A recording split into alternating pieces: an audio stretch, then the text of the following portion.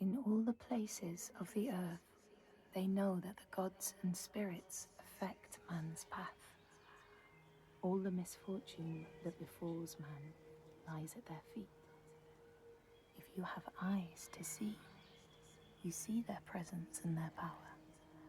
Keep your eyes open, traveler, and you might see their faces.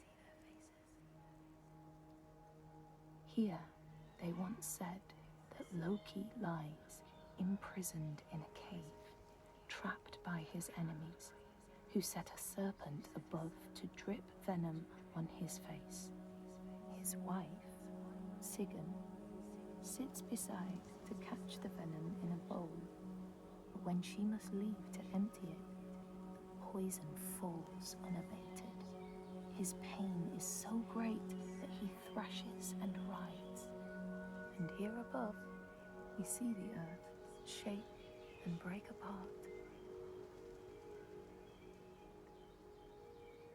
Across the sea, they know that the earth is carried in the arms of a giant. When he is vexed or injured, he may not carry his burden so gently, and the world will feel his anger and pain. In a land far away, they say the winds are trapped inside the earth.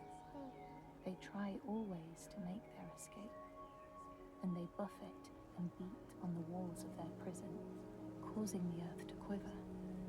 And when they break through, they make their escape. They explode out in fury. In the lands of your birth, people live hidden too, in the hills and stones.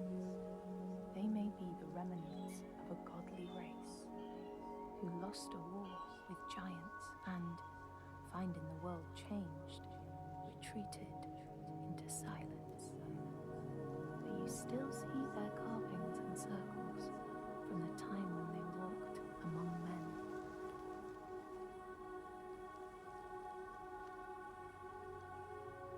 Here, they know that if times are harsh, you may ask of the hidden folk to share their bounty.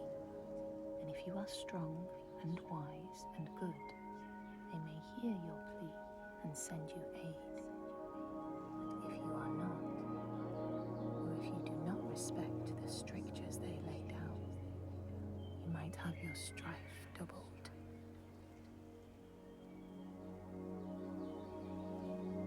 In the lands of your birth, and in these lands too, they know that people can be taken by the secret fair ones. If you are not careful and do not keep to the pathways, you may find yourself among them.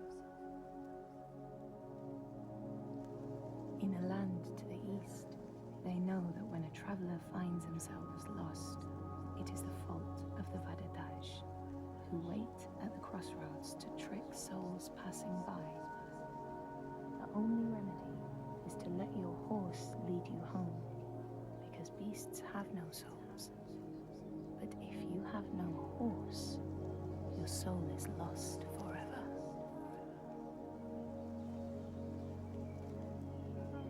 In this place, they know that sometimes the hidden folk will take their children and leave another in their place. These children may look the same as their own, but will be dazed and far away, or ill-tempered. And you know then you have a changeling in your house. In this land, when people cannot raise their children, they will leave them in a sacred place for the hidden folk to take and care for. Sometimes these children come back, but it is said that they are changed, with a wildness in their eyes, and their parents do not want them. These people know that children who have died uncared for can return as Utburður, small ghosts clad in fluttering rags. When there are storms, they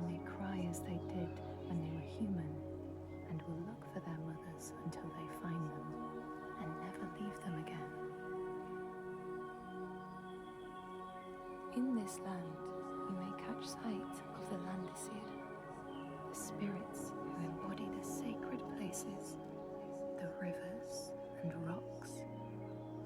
Do you see the Lady of the Mountain, the Fyak Kuna, who bathes in the waterfall and lets the drops fall on her shoulder? In the heart of the Northlands, they know the storms are born of the Oshkuredi, the hunt of Odin. The huntsmen ride horses with eyes of fire. Their weapons clash like thunder, and it is best to hide inside, lest your spirit be called to join them. In your lands, traveler, they know that the Kailif, the hag of winter, is the one who hurls sleet and snow upon the land. She lives in a sea rock and rules the waves of the roiling winter ocean with her blackthorn staff. She strikes the ground to destroy the shoots of growing green, so the winter will lie long and low on the land. These people know that the sea god, Ran, sets out nets to trap sailors and drag them to her world. She sends the waves, her daughters, to wreck boats so she will have more men to take. And jealously, she pulls them down beneath the water.